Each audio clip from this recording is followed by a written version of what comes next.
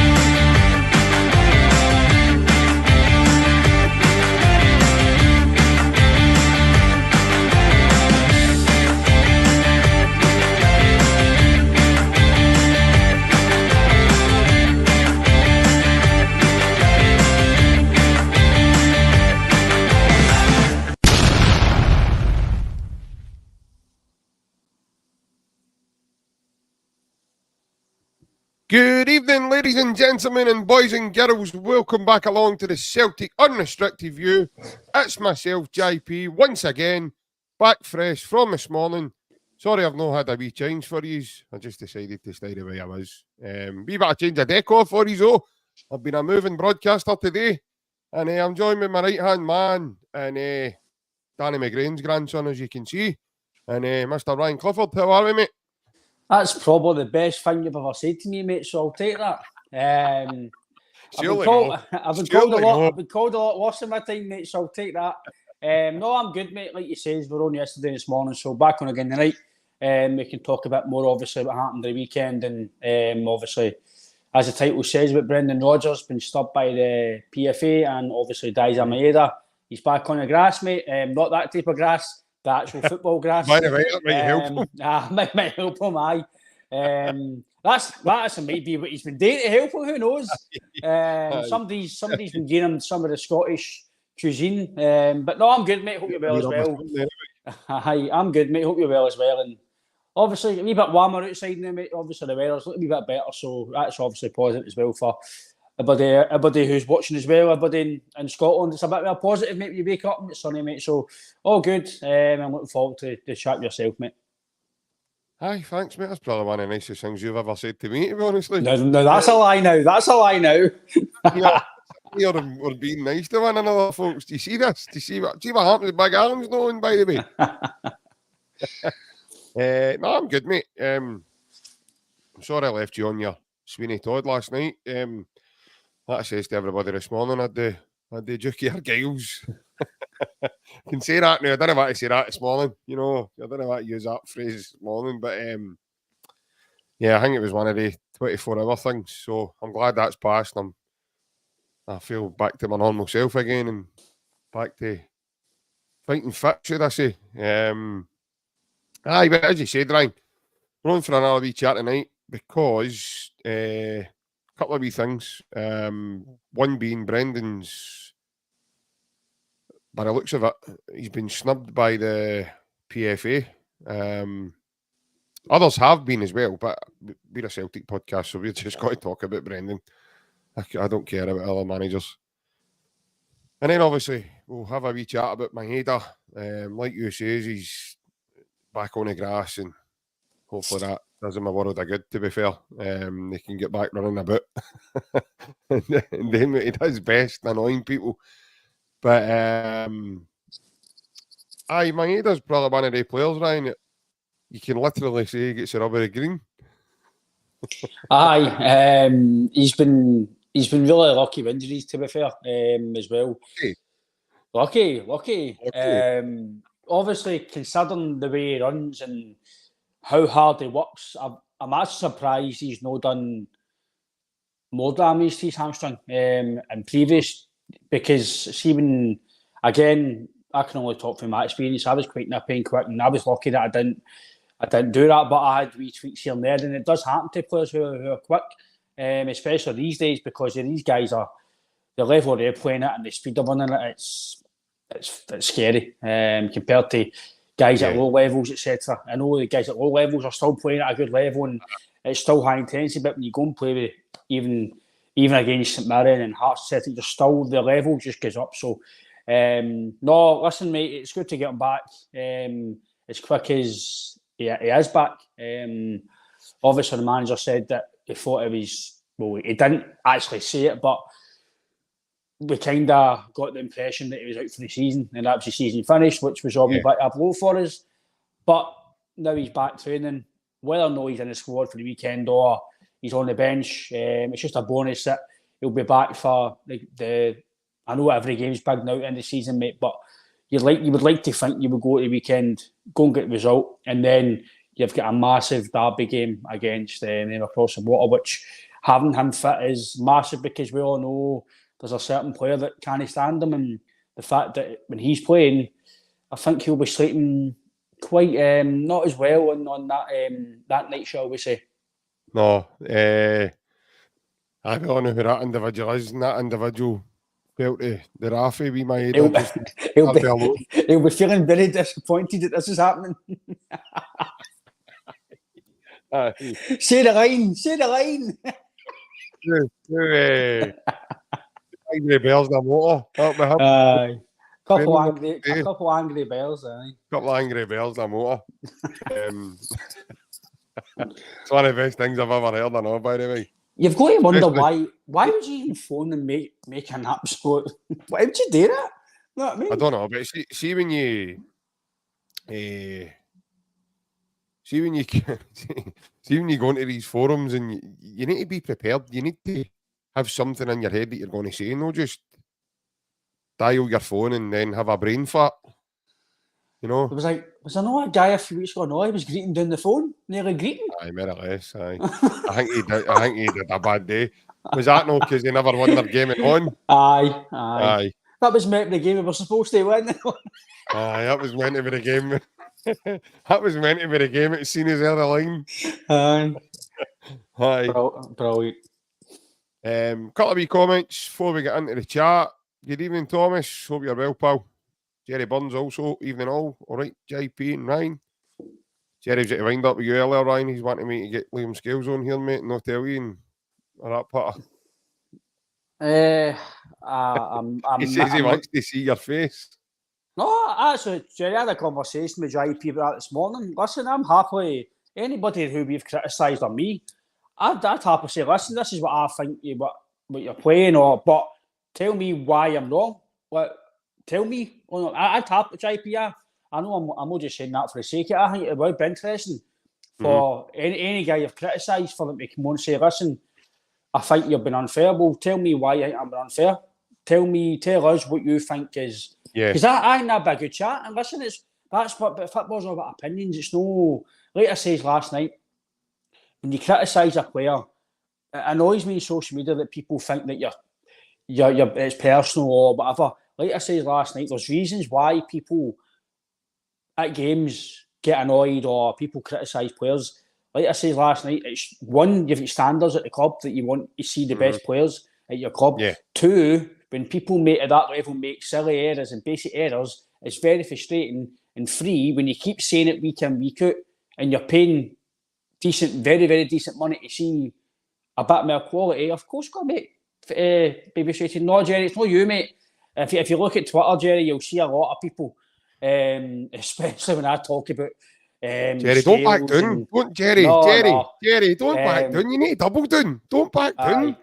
You can't back down, man. Come on. Listen, I'm going to try my best. Get on.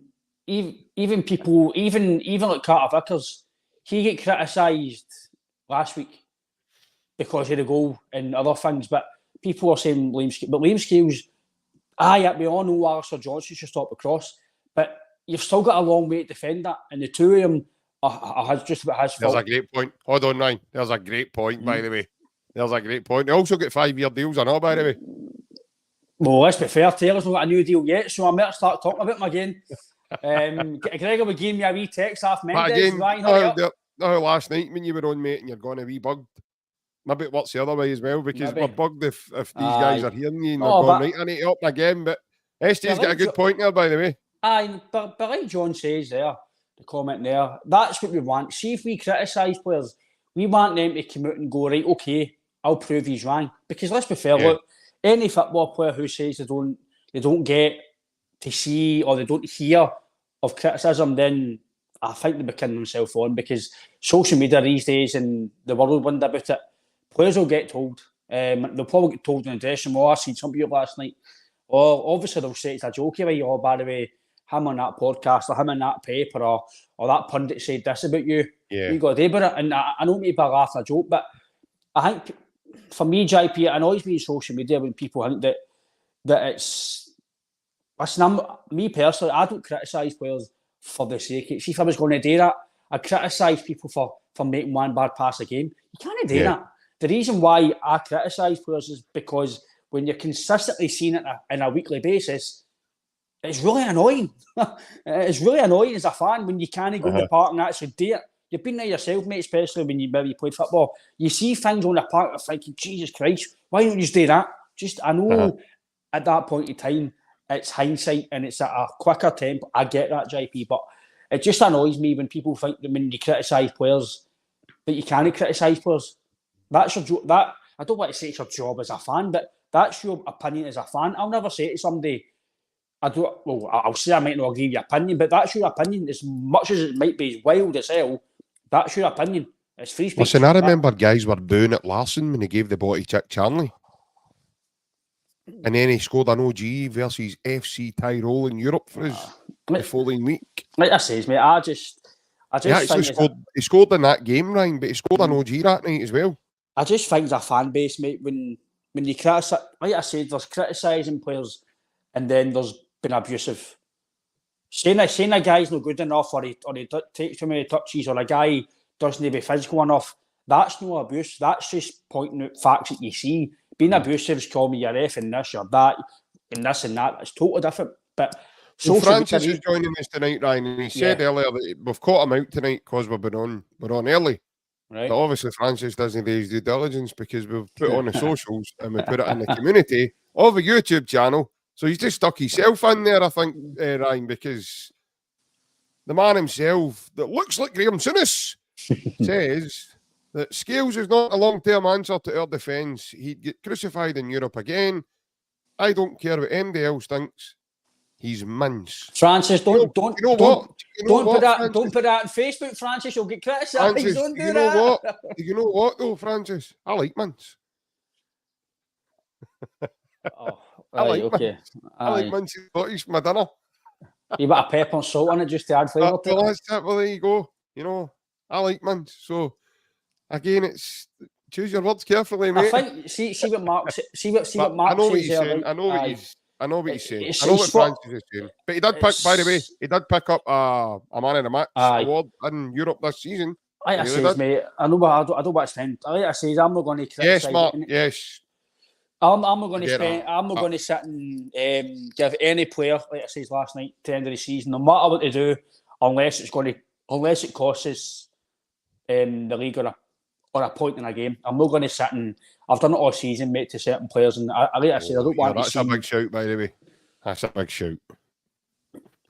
That's one we could probably put out to tender that. Listen, Plunge, I'll just come out the room. You can talk to JP if you want me. It doesn't bother me. And then you'll text me saying that JP's a terrible podcast. I know, wouldn't you? But no, like I say, JP, I think that's one strike, Plunge. That's your first strike, mate. For me, the world's very soft, mate, these days, and you can't say about anybody without people think that. People think that if you tell a player he's not good enough, but people will go, but why do you think that? And it's not up to you. It's up to us as an opinion. If you think something good enough and you say it, that doesn't mean you don't agree with it. It's your opinion. Ryan, see the thing, I know obviously we're going to talk about Brendan and obviously read MAEDA, but see thinking about I guarantee you right now, everyone that's joining us here just now and everybody that's listening in and watching, I guarantee you just now, we critique from the side in the stadium and the stands, right? There is nobody more critical, and I guarantee this, than the Celtic manager behind the scenes. I guarantee he'll be telling people what's what. I guarantee you Callum McGregor does it. And I guarantee guys like Joe Hart and that do it. But I don't think we sent the scales. You're not good enough. You're shit, Maury. Don't think we saying that, Maury. I don't know. Unless we're bugged, by the way, and we're passing on a message. They put that on Clifford says you're this, by the way. He says you're this. No, but don't listen to him, Liam. I'm only Liam, don't listen to him, but don't want to get your head. That word SHITE, that's not something I would ever say about. He's maybe, like I say, to me, certain players are just not good enough right now, in my opinion, for the level that we're trying to get to. And that's just my opinion. People don't agree with it, people want to agree with it, but for people to think that because you criticise a player that it's beyond like you can't do it. For me, mate, that's what football's all about. It's all about opinions, and if you don't think something good enough, then in my opinion, as a fan, you've got every right to say so. But like I say, you've got to borderline how you see it. Just say, don't rate the guy, he does this wrong, don't want him playing, or he's not good enough, that's it. But when you go over borderline, you're saying this and F and this and that, then it goes a bit personal. Then I can agree that you're maybe taking a bit too far. But no, I think you're right, mate. Like Mark says, you've got to be... especially on here, we don't say it because we want headlines or we want people to say, you're this. It's just your opinion. That's what I'm saying. So, Roy Walker invented this podcast. See what you see. It's just but that's what you see. And I know my eyes are not deceiving me when I see a lot of things like about Taylor, Yang, Scales, some of these guys. They're not deceiving me. They're not deceiving me. I've seen it plenty of times and I've seen it too many times. But like I say, mate, until the end of the season, it's all about being positive and backing the players because we need to obviously go and win this league, mate. And there's no point in us sitting here saying this and that, and unless it's something ridiculous. We'll answer this, and then we're getting into the chat we're here to do, right? So, Francis says, in all seriousness, who wants Scales as one of our central defenders next season? I don't know if I'm even willing to let you go on this one because we'll not have enough time for the rest of the podcast. I'll keep it quick. No, Francis. And so for me, that means that he shouldn't be playing now if that's the answer because in 3 months' time, he's not going to 3 or 4 months' time, he's not going to be any better. So why should he be playing in 3 months, 4 months' time, but now he's playing now? But it is what it is, the manager's playing him and we just need to back him. But overall, Francis, if we are playing with Liam Scales in the first league game of next season, then it's telling me that the recruitment team are not good enough and it tells me that they've not looked at targets because, listen, there's no offence to Liam Scales. He's done very well. He is a squad player, let's be fair. But on the quality ambition of the club, if Liam Scales is playing at centre-back in the first league game next season, that tells you that we've had a poor window at that point in time, in my opinion, mate. Yeah. I'll keep it short and sweet also for you, Francis. I want him part of the squad, but I don't want him maybe a starter. My reasons for having him as part of a squad is because he knows what it takes to play for Celtic. He knows what it takes to win games at Celtic. And guys like that are so important around the squad, especially when there's going to be probably players moving on. And with him being a big Celtic fan as well, and he gets it and he gets what the fans are all about, he's going to try harder every time he does get an opportunity. Also, he gives you a nice balance because he's left-footed. So that's my manager said thinking there. That's not me being a fan here. And as a fan, I think he's done enough for me this season to say he's probably a squad player now, and I'm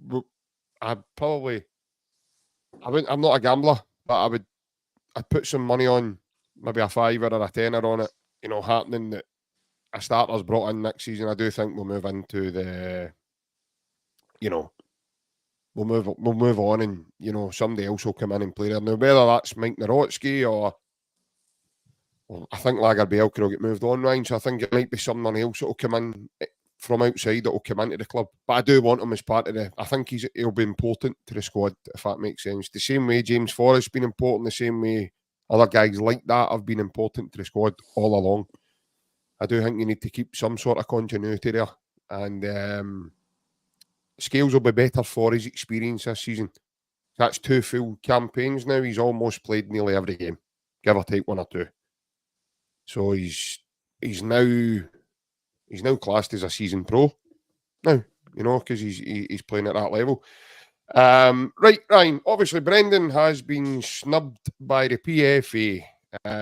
This is split opinions with our fans, mate, because I think a lot of our fans are in the same bracket as Plunge here, and he says, despite the fact we're on course for a double, he doesn't think Brendan deserves Manager of the Year. We have been ranked rotten. Give the award to John McGlynn, who won a title comfortably with Falkirk. What's your thoughts on the fact that Brendan hasn't been selected in that category for the Manager of the Year, mate? I think we spoke about it before we came live, mate, that the process is a bit of a farce. The process should be done at the end of the season when all the honours are done. Mm-hmm. When Can they do it, Rotherham? Can they do it that way, or is it something that's got to be done beforehand? That I don't know. That might be the case. Okay. I'm not knowing. If anybody in the comments knows that answer, there might be a certain day or what a process they need to go through, mate. I generally don't know that, but they should be waiting to at least the trophies are all won, everything's all done, and then, because how can you give somebody like, as much as we have not been Celtic of what we're used to this season, right, and we've no, let's just say, maybe 3/4 of the season or whatever, we've not been that great at all, right? We've not been really good. The football's not been great, but we're still on course for a double, right? If we go and get a double, right, then... Anyway, if that's not been great, then right, anyway, we've done that. Us not been great, and the manager having to go through all the injuries he's had and no every set team, and maybe the recruitment team are signed players that are not good enough for his style of play. Some of these big players have got injured, some of these big players have not been on for him, and you might still win a double and no been in the nominations. That's a bit, I think that'd be a bit hard to take as a manager, thinking that I might win a double my first year back in, be a new team to take over. I know people are going to say, but he's got the biggest budget and the best players. Yeah. I get that. Listen, I get that. So, and let's be fair, I hope it doesn't happen because it'll be an absolute disaster. But you know us, well, you know me, mate. I try my best to be balanced on here, and so do you. And Big Alan, we try our best. If they across the water, God forgiven, that they do win a double, or they do go on something that I just can't see happening, they win a treble, right? Just say it happens. God forgive it fucking happens, right? Sorry for swearing, because we just can't think that's going to happen. How can he not get Manager of the Year when he wins a treble in his first year? Do you know what I mean? So that way, he's not had the full season though, has he? So he's not really had. But that makes it, as much as I don't want to say it, that makes it an even better season for him then, that he's come in and done that. So the fact that I totally get you. Yeah. So the fact that he might not even butt for it. You've got Tony Docherty, who I can agree with should be involved in it. It should be because of what he's done for Dundee, considering they were probably just hoping to survive. He's not got a massive budget at all. It's one of the poorest probably in the league. Considering obviously they came up last year, and that's not like you get parachute payments for down south every year. You go down, you get big money. So he's done an amazing job in his first management job. John McGlynn, I'm sure, does Falkirk will go invincible, unbeaten in that league? I'm not sure. I'd need to ask my sister-in-law's. They either lost partners a season book called. They either lost one, or they went invincible, or they went no invincible. But I'm sure they went invincible. Right. Okay. Or even check. I don't know if anybody else in the comments can. They either lost one or whatever, but I'm sure I'll double check it now. I'm sure they were going for a record of going invincible. Unless they did get beat, I'm not sure. But I'm sure they do it the weekend there. But John McGlynn has done very well. I'm sure they went invincible, JP, which for me is incredible. If that's the case, I know it's only League One, and I know they're the full time. I know them and Hamilton are full time. I think they've got one game or two to go. I think roughly, but I definitely know that they're going for an invincible. They've only got a game or two left, or the season's finished. But I'm sure they went invincible, JP. I don't think they've lost. They've played 35 games. And they've finished with 89 points. They've scored 94 goals and they've conceded 26. They might be unbeaten then. But John McGlynn, to do, just say it is invincible, and they've not been beaten all season, and it's in League One. Yes, I know they're full time, but that's an incredible achievement, mate. That's an unbelievable achievement. By the way, here's a shout. Do you know who we could ask? Might be rubbing this salt into the wounds a wee bit, but we could probably ask Paul Hartley. Aye. He might know. That's obviously he's managing Covent in that league. Yeah. But if they have went invincible, there's William. He just said, they've lost 0, 123. So that's amazing. At any level of football, that's a great season. So, any level, it doesn't matter what level you're at. That's a great season. So John McGlynn's definitely got to be in there. If that's the case. John, you behave yourself. Don't get him started. That's incredible. Obviously, won the league as well, so that's phenomenal. So, like I says, mate, I just think the process, JP, is a bit mental. I think it's because Dundee, Tony Dock might not get the manager year, but Dundee might get Europe. So, and he's took them for getting up for the Championship, no him personally at the club. And then to take over his first management job, finish the top 6, get good results against one of the biggest teams, i.e. Rangers across the water. And so I don't know how you feel, mate, but for me, just the process is mental. And I can agree that Brendan, as it stands at the moment, I can totally agree that maybe I can see why he's not up for it. But at the same time, if it gets to the end of the season, and we've won a double, you're qualified for the Champions League, then you've got to be at least nominated. I'm not saying he's got to win it, but he's got to be at least in the fold for it, mate. I don't know how you feel, but I just think the process, JP, is just a bit mental. Yeah, I'm agreeing with you, Ryan. I think the process, the way they do things, listen, we all know the processes and the way they do things up here is all arse from elbow in the majority of it. You know, the whole thing from top to bottom is a shambles, in my opinion. You just look at the recent saga with Bucky Thistle at the moment, you know, and why they've just been informed about this just now. Why were they not informed at the beginning of the season? And they went and knocked their pan in to try and win the league. So it's it's a sham. The whole rig out is a total shambles. But the way they do the nominations is crazy, in my opinion, because certain individual clubs, their fate isn't even set yet, i.e. Celtic, they could still win the double. Rangers, like you've said there, I know we don't all want it. People probably down in bleach as I speak this year, but, you know, they could go on and win the treble. So these things have still not been ironed out yet. People are going to say, hey, JP, that's enough of that. You know, it's not far-fetched. It's, you know, it's still within a grasp of both clubs to do what they can do. well, Celtic can't win a treble because there's already a trophy being won, and Rangers won that one. So obviously there's only 2 up for grabs. But I agree with you, mate. I think the whole process is just a total shenanigans and a shambles. I think they need to wait. But again, if anybody knows, if I've missed a comment, if anybody's put it in, I do apologise. But if anybody knows why the awards are so early before the end of the season, you can let us know. But I agree with you, mate. I think Brendan himself will be humble enough to say, I don't think I deserve that. You know, I think Brendan will be sitting himself saying, listen, he'll not be asked with that, mate. Do you know what I mean? Because he'll probably understand that Celtic have not performed, you know, at the levels that we can. And there's been a lot of inconsistencies with Celtic this season. Now, last season, Big Ange was always going to win the awards, mate. We obliterated Scottish football last season, and we done it in a style that Celtic were that far gone that Rangers didn't even put their clocks forward. And we're gone. Celtic were that far away from Rangers in the summer last season. Rangers were still wishing people Merry Christmas. That's how Celtic... I know you're laughing, mate, but that's how far away we were. That was the distance was there. It was, you know, they were gone.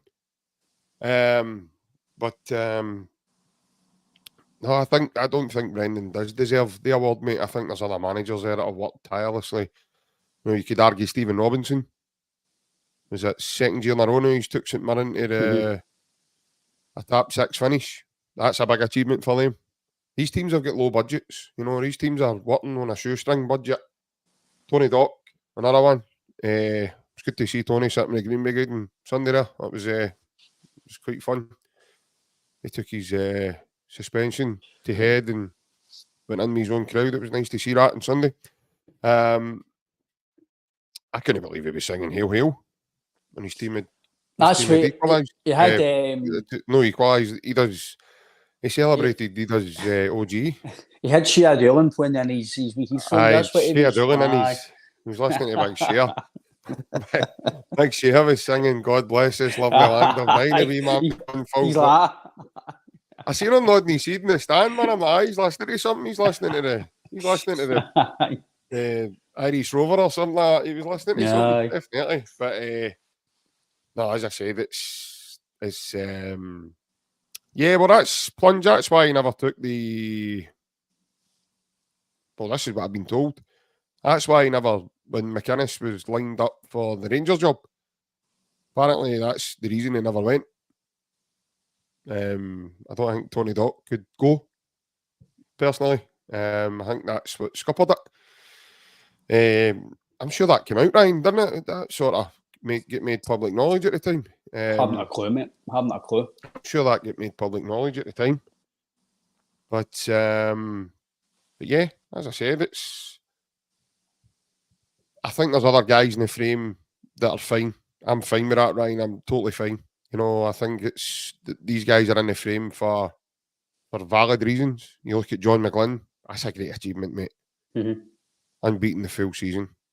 And yeah, I don't see an issue with Brendan not being selected for it this season. I really don't. And we'll just need to wait and see what happens. But I do think they need to rectify the way they go about it, because they need to kind of hang off to see what else is happening round about, regardless of what other achievements have been done elsewhere. Aye, mate, the process it's kind of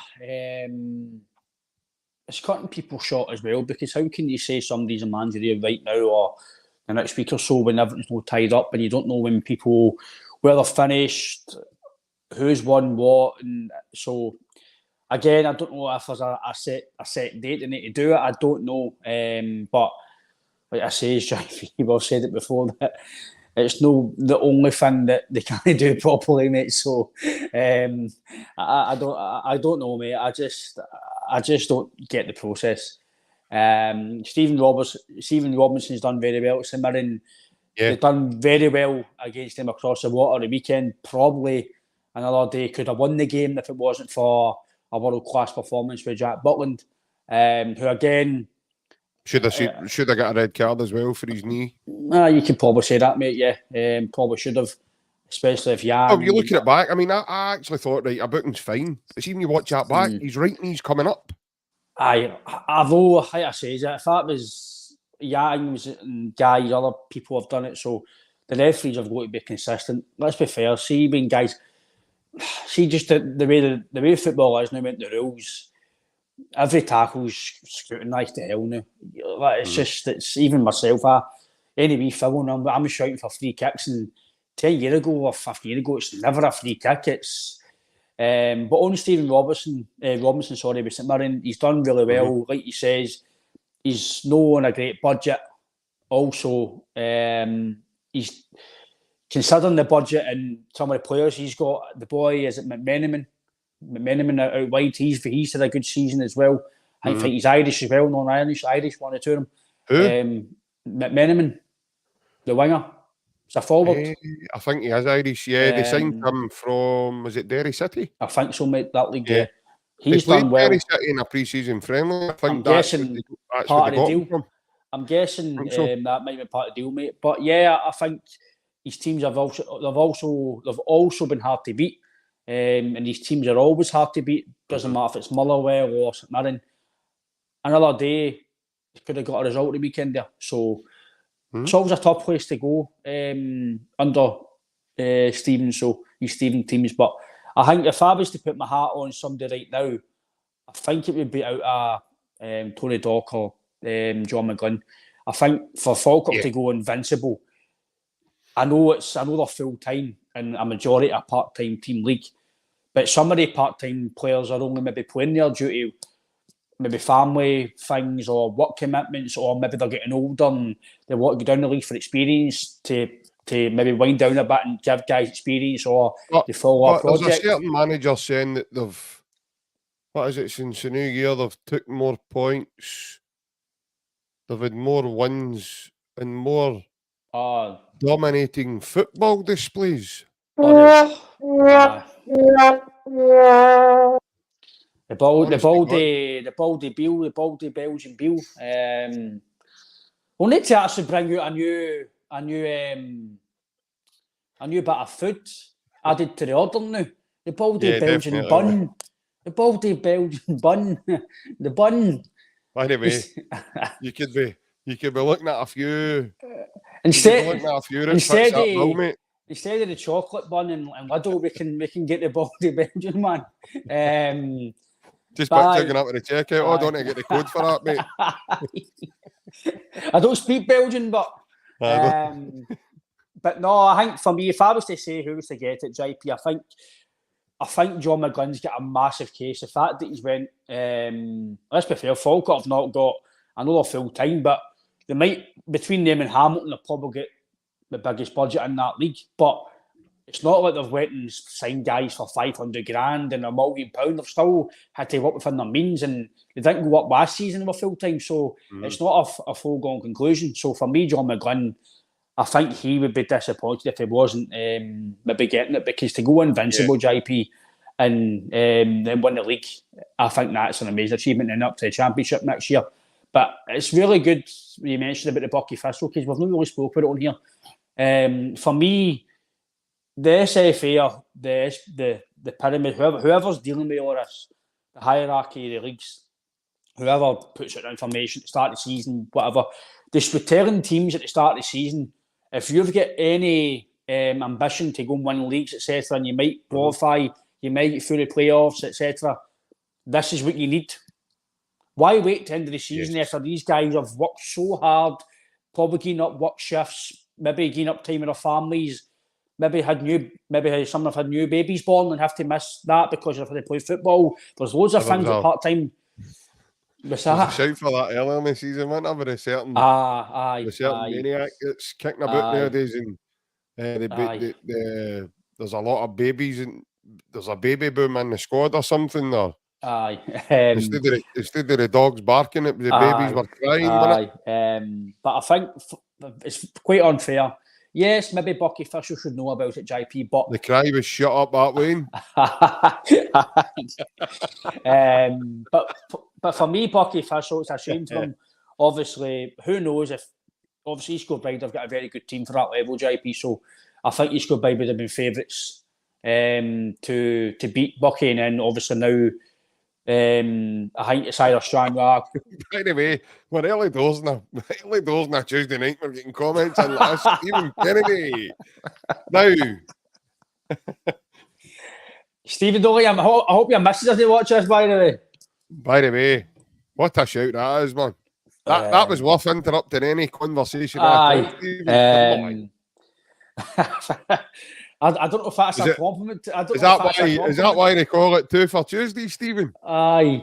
Stephen, join the Half 10 show and right, mate, you can let me know all about it. But no, I think for me, JP, I think it's unfair on Bucky Thistle that they've been told at the last minute after working hard all year to get to where they have. Obviously, shocking. Obviously, there was a good wee payday at Celtic Park, so that's maybe obviously helped them as well. So that will help them survive next season. But don't know what you feel on that, mate. I just think as much as Bucky Thistle might have and probably should have known, but the fact they've let them know at the end of the season when all the hard work is done, and players are maybe preparing for maybe the game at East Kilbride, etc. I think it's a bit of shambles, mate. Personally, no, 100%, mate. Like, don't get me wrong, Mick Kennedy and Sai and the team at East Kilbride have done a great job also, and you know they've done their job, they've won their league, and they've done a bit to deserve their opportunity to go. But you still need to, in my opinion, Bucky's done the exact same thing as he's. You know, they've done their bit, so this should be a game we're used to, playing off to then go and see who prevails and goes into the next round or the final or whatever it may be after that. And I think they need to get things ironed out before the season begins now, Ryan. I think I really, really do, because just strapping that on the team, mate, that was a real kick right in the Davina McCall's, man. It really was. Winston's leg went right out the window when that happened to him. I can just imagine how the Bucky chairman must have felt, man. All the money they won at Celtic Park, both out the window. Funny enough, by the way, I seen the guy getting off a bus. I could imagine him with a wooden leg. All the Scottish Cup money's out the window now, man. Flung right out the window, like Big Innes flinging Isa's cooker right out of the skip, man. Bro. Honestly, sorry, I was having a laugh, man, but there would have been a few tears, mate. Honestly, a few. 100%. That's a kick right in the sandy shores, man. It really is. That's hard to take. It really, especially getting that dropped on you at this stage of the season. That information could have been dealt with last summer. Mm-hmm. So, aye, as I say, it's definitely side effects. Let's hold on a minute. I was on this morning and this was happening. I know a lot of these mental comments coming through. Everybody seemed as if they were commenting in for Tenerife earlier on this morning. And now Anne James talking about side effects. Like you only magical tablets. She's maybe talking about that thing you done. That mean noise. Ah, horror. We're going to add that in next season every time he does a presser. So every time he does a presser, we're going to add that in. And then every time Alan hits us with some of his patter, there you go. He done for Big Alan. And there he is, he's in the comments as we speak. Honestly, he's like Beetlejuice, man. See his name 3 times and he pops up. Every time he gets a new strip, there you go, you need to play it. That's where he is. That's how he's not been on, man. He's a bit getting new taps. Another one? He's away getting some football strips off the ordinary people. Aye. But no, in terms of the structure, mate, it needs to be dealt with way.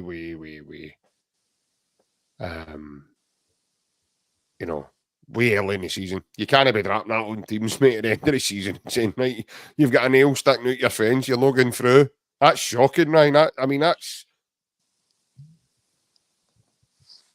that's just nuts, man. You know, like, I know that's no quite, but that's what that's like. They're being picky. This is something that could have been sorted there a couple of months. But surely at the start of the season, whoever's at the register of the clubs, they might go, right, we've not got this licence, or the SFA, whatever it is, and all the criteria or the licences that need to be met. Surely whoever's doing the registrations at the hierarchy, the SFA for all the pyramid systems, whoever deals with the administration of that, surely they should say, right, listen, this has popped up, but you've not got this licence, or you've not got this. If you want to go up next year, or you have, well, basically, it doesn't matter if you want to go up or no. Every club should get, because see if you're in that league, JP, it doesn't matter if you're Gretna, who's near the bottom, or like East Kilbride, they're the top of the league, right? Doesn't matter in that Highland League, sorry, the lower league, if it's Gretna or whatever else, or in the Highland League, if it's Burkie or other teams. If you could have an amazing season, just say one of the bottom teams has a fluky season and they end up top of the league and they can't go up because of that. So they should all say to the leagues, listen, if you need this before you go up. So if you've got any plans, at least this year, from you're going to go up, if it's a project you've got, maybe it's next year you're planning going full pelt, then you need to make sure you've got these plans. If it's seats in the ground, etc. Because see if it's going to be seats, JP, surely for a season, just say Bucky Thistle. Well, I've read a lot about it, right? But just say it was a scenario where I think it was Falkirk couldn't come into the Premier League because it wasn't health and safety seated, etc. Right? Just say that was the case for Bucky Thistle. They needed an extra, just say 2,000 seats to get it into the League Two, right? Why can they just have a season where they get temporary stands and then they can get for that summer, and then they can maybe a new stadium? That's too sensible, mate. But that's the thing with us, mate, Scottish football. They can't. I'm not saying being Wolverhampton and any other podcasts who talk about Scottish football. We don't put opinions across, but we're fans. We're in the game. We're seeing things, and you've been through football yourself, JP. There's wee small things that the SFA could do, like you say. Just say it was that. Just say, listen, I know a team that didn't get into a league. I won't mention the team, etc. But they didn't get into a pyramid system because they didn't have a railing round the park. Why would you not just say to them, listen, you're going to get into this league, but before we obviously let you in, we'll grant you in, but you need to build a railing in the summer before you play your games. How hard is that to tell them that? Imagine knocking a team back because they've not got a railing. They should be appointed a liaison officer that can be in dialogue with them so that they can understand what they need to meet. You know, don't just drop things on them like the drop your hat and say, right, that's what you need to do. Oh, by the way, you're too late because we need to move on now. I'm sure somebody who's maybe, I don't want to say old, like ages, but maybe somebody who's in their older years who maybe retired but loves that club and they might happily volunteer during the day to do something. Surely a volunteer would happily be involved in that and just say you might get expenses or something. I don't know what you might get, but I'm sure somebody who loves the club and wants to volunteer might do that for the club. I like to think somebody would, especially for, you know what I mean? 100%, but these things are too easy. Right, mate, on terms of MAEDA, obviously we've not had it confirmed, but since Rodgers last spoke in his pre-match against Dundee, he let us all believe that the wee man was ready to go. So, do you think we'll see him this weekend, Ryan?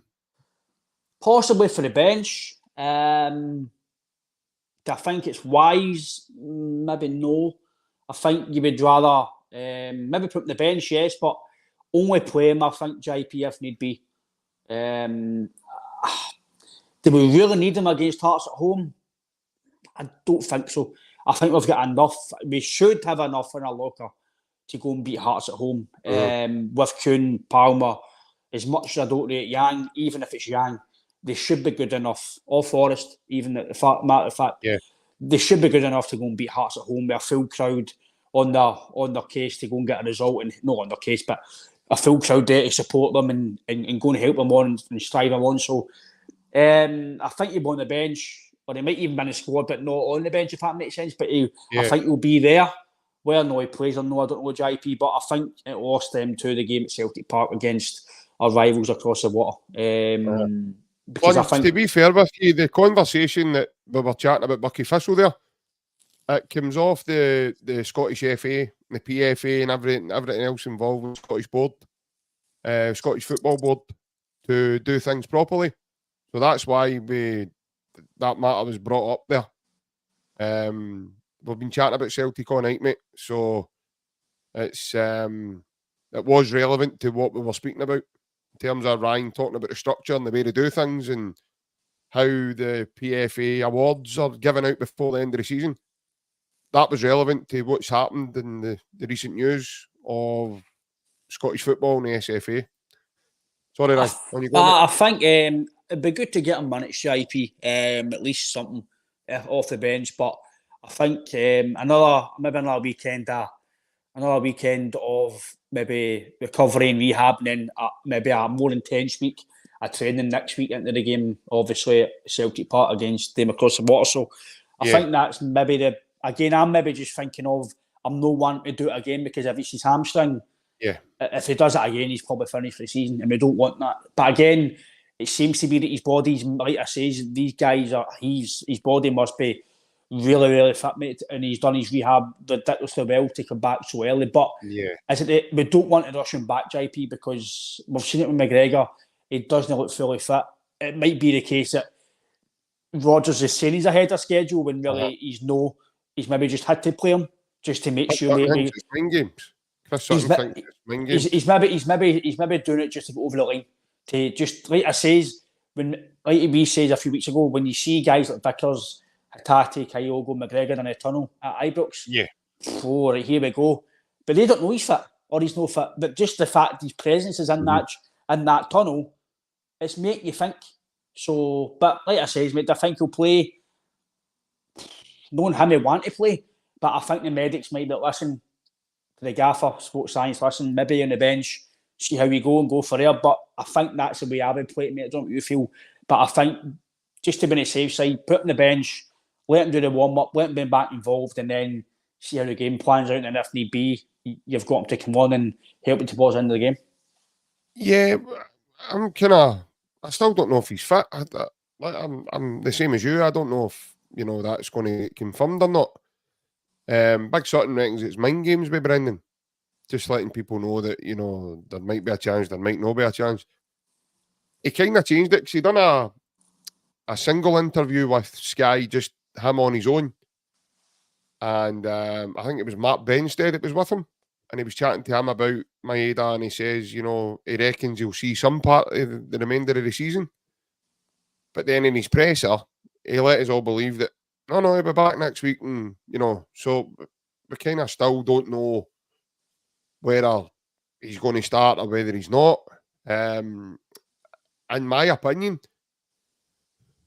if Maeda's ready to go and he's, I think he'll start him, Ryan. I think there'll not be any hesitation for Brendan.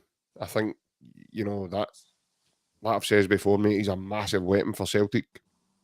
The way he plays is, he does the work of two guys, mate. And a lot of guys, one guy can't do what he does in terms of his running, the way he chases people, how he gets across the pitch.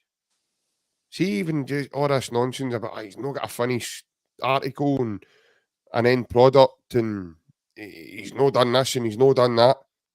Take all that away, man. You can legislate for that because of what he gives you in terms of his running. His work rate alone gets Celtic there. So I think there could be a chance he's relatively ready. We're waiting to obviously have that confirmed. We're waiting to maybe see videos or a photo of him back in the training field. He was training today. Yeah. Well, I've seen that. I seen that earlier, but I didn't see any picture. I've just heard he's there was a photo of him on the... Oh, was there a photo today? It wasn't him on the park, but there was a photo of him walking on the park. Towards the training session. Oh, well, that's a good sign then. Yeah, that's a good sign then. If he's training with the team, I think he'll be ready to go, mate. I don't see any hesitations. I might change my opinion now towards the end of the week, but I think if he's if he's 70% ready, mate, he's going to be, he'll be getting minutes on Saturday. I agree with you, though. I think we should be good enough to beat Hearts at home. Hearts are not got much to play for now. They are where they're going to finish in the season. They can't trap to fourth or anything, so I can't see Hearts now doing much. You know, the big semi-final, and they chucked that away as well. Yeah, I don't see Hearts coming, and I think Celtic got a different animal this time as well, because now you've got Latati, Cameron Carter-Vickers, they're all back in the team. And I think again a bigger pitch. I seen a photo of Celtic Park this morning.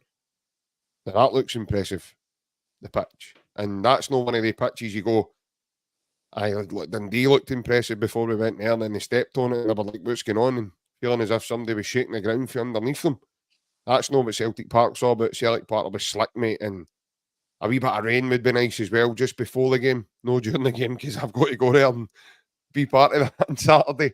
So before the game would be nice just to water that pitch and get that ball sliding crisply through that Astro grass, is that, or the hybrid pitch, should I call it? I am the same, mate, where I sit. I'll get soaked at all, so I don't want to rain either. So, a wee bit of rain before the game, I don't mind it. Before the game, as long as it doesn't happen during the game, we're all right. Can't even take a brolly or nothing. I mean, I just need to get soaked. No, a brolly. You get hot Bovril, but you can't get brollies. You can get hot Bovril and can't get a brolly, you know what I mean? But that is what it is. We just need to deal with it. What's more serious, a hot Bovril or a brolly? Works both ways, doesn't it? You can scald your face, you can poke your eye, you can. Is that know what I mean? Know what I mean? So you've got to gauge your balance. What one do you ban first? I don't know. I think it's that Stephen Kennedy go to banning brollies, man. Try to stick it up. You need to sit in the kiosk for 5 minutes to blow your Bovril. But no, Stephen's the only guy I know went to Celtic Park and got a call out for his sale. No, but I do feel, mate, that like you just said there, mate, we should be good enough to beat Heart again. It will be a tough game. Every game's tough into this side of the season, but especially with James Forrest. Actually, I didn't really speak about last night, mate. What's your thoughts on just before we end the show? Do you think that if he continues the next 4 games and 5th game, do you think he could possibly get a call up to the Scotland squad for Euros? Yeah, 100%, mate. You cannot. See if he continues to score the goals he's scoring now. How can Steve Clarke overlook that? I know he's slowed down, and when was the last time he played for Scotland? He scored a hat-trick. I heard somebody saying that today. I can't remember, mate. And it was against Israel. Is that his last game for Scotland? Can somebody verify that for me? I'm not one to say something I don't want to put my name to it, mate. I can't remember. If James Forrest goes on and scores on Saturday against Hearts and then does it against them across the water, and then was to go and do it against them across the water again in the cup final and win Celtic the double, or helps to win Celtic the double, how can he overlook him? Especially with the injuries that are accumulating at the moment for Scotland. I mean, there's even talk. By the way, I heard this today as well. They're even talking about bringing in Danny Armstrong. Come on. Aye. Don't get nine, that bloke's had a good season, to be fair. It's a great season, but again, mate, that's a significant jump. And that's the kind of chat I had today regarding the boy. I get what you're saying. Coming to Celtic. Would you take a guy who's, I don't think he's been capped with Scotland, Armstrong, would you take a guy that's not been capped, or would you take a guy who's an experienced campaigner? That's what I mean. You've got to balance it. Do you take the younger, fresher guy that might be wanting explosive and might help you, or do you take the guy who's going to help you even more with the experience side with that added bit of quality? I think for me, JP, I would, as much, maybe it's bias, I don't know. I'm no disputing that the boy Armstrong's not done well, because he has, and he potentially, I don't think he was in the team of the year, and he could have been. I think. Hold on, Stephen coming in now. JP, has anyone told you about who you look like? I think you're Jack Black's double. No, he looks like me, mate.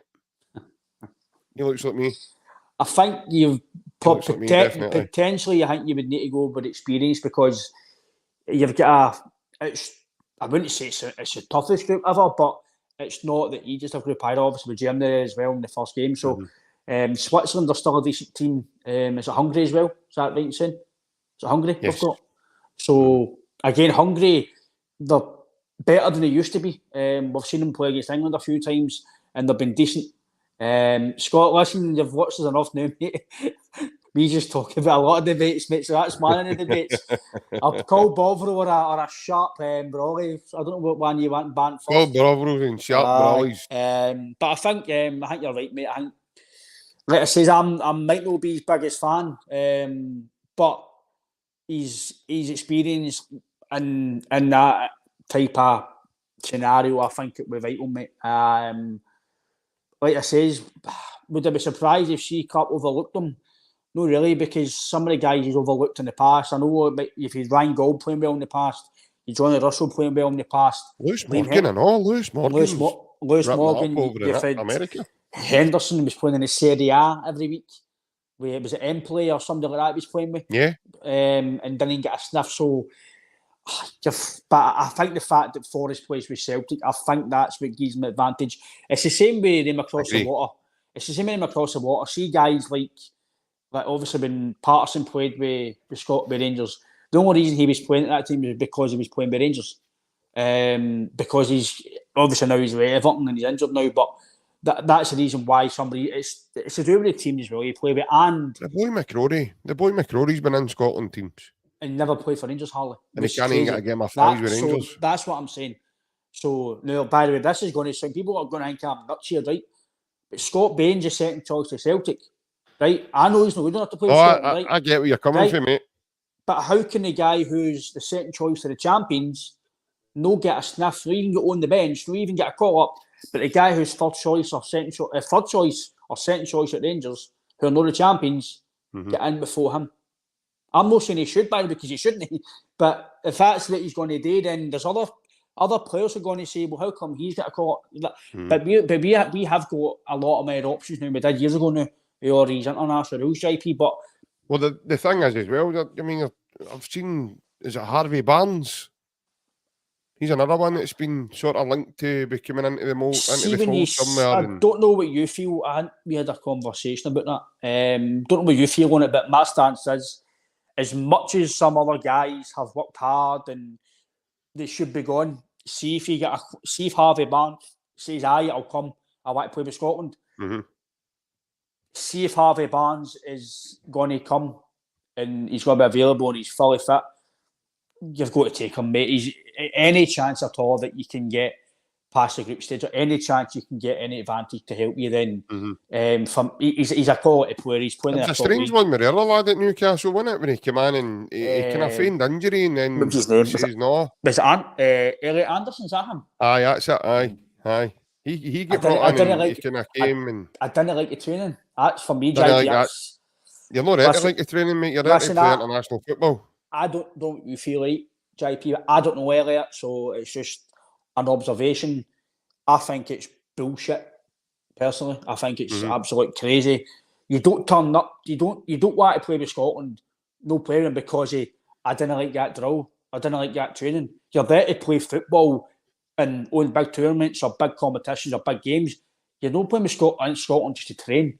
There's another defender at Newcastle. I think he's a fullback, and he's another one that's apparently... Is it Target? Is that him? No. You sure it's not Target? Aye, he's an older one, but I'm talking about fairly recent that I've seen his name. Newcastle fullback? I think he came from Southampton. Oh, it's no Love something. That's it, is it Livermont? Livermento, is that him? Livermento, that's it. Apparently he's got Scottish relation as well. All right. So this is what I'm saying. It's a kind of... These things are starting to open up now. And Scotland can't knock this back. They can't no look at it.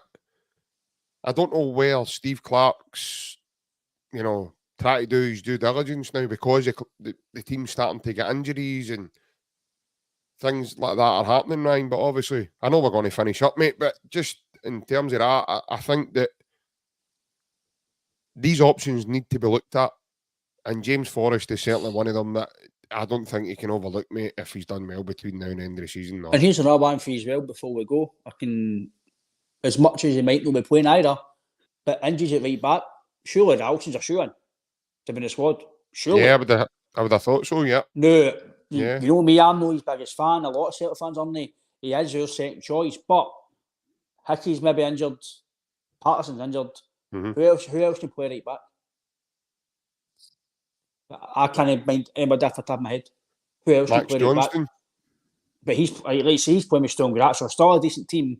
Playing Europe. But did they not just draw away Salzburg to remain top of the league there as well? But like it says, he's playing with Celtic, and I like to think your club status does get you somewhere, because you've seen some guys down south playing with Scotland before, etc. And do you know what I mean? So, but I don't really think on that, mate. Before we go, Jink, he could be even as a squad player in the squad. James, yeah, 100%. No, Ralston. Ralston, yeah, no, 100%. I think Ralston's got to be considered, yeah. You look at Hickey, probably Greg Taylor as well. He's got to be on there as well. He's got to be me a shout. I think Greg's had a decent season. You know, again, one of those ones. He's played Champions League. If Celtic won the league, they're getting to the Champions League again next season. If it can't be overlooked, mate. You can't just overlook people. I know, like, say, them across the wall, they've not got money. Who you can now say, right, they're coming into the Scotland team, because obviously as we... No, the only guy... What are they two? Cagney and Lacey aren't they Scottish? Definitely not. The only guy I think they've got that again, for me, I don't think he deserves to be anywhere near it. But if he was fit, for some reason, Steve Clarke does like Ryan Jack.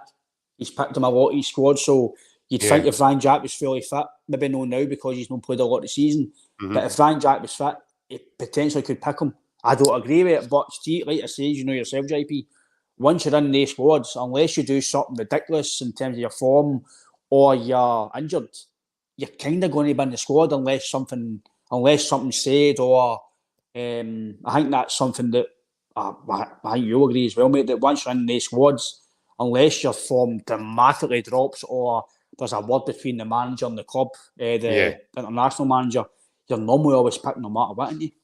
Yeah, definitely. 100%, mate. And like you says as well, the club status stands you in good stead to get that selection choice. I'm afraid all good things come to an end. And that's the end of our wee chat tonight. I hope you've enjoyed yourselves, folks. We've certainly been on and enjoyed ourselves chatting with you guys. And we'll be back on later in the week. We'll keep you updated on the social media and on the community. Just keep a wee eye out, folks. Francis, if you're still watching us, keep an eye on the community, mate. Then you'll know what time's what and when we're doing what and what's what. But it's been a long day for me, so I'm away to get a drink. And I don't mean alcohol, by the way. It's just been a drink of water. And all in all, folks, it's been a pleasure coming on and chatting with you twice today. Ryan, I know this is your second time in a couple of days, so it's been nice, mate. It's also nice to come on and have a chat with you as well, mate. Yep, you as well, mate. It's always a pleasure. Thank you very much. Again, he's saying nice things to me again. I'll take that as it comes. Just wait to go off and I'll bombard you with loads of messages. Aye, definitely. And but for everybody else that's in the chat, stay safe, take care. Yep, hail. Take care. We'll see you again, folks. Bye.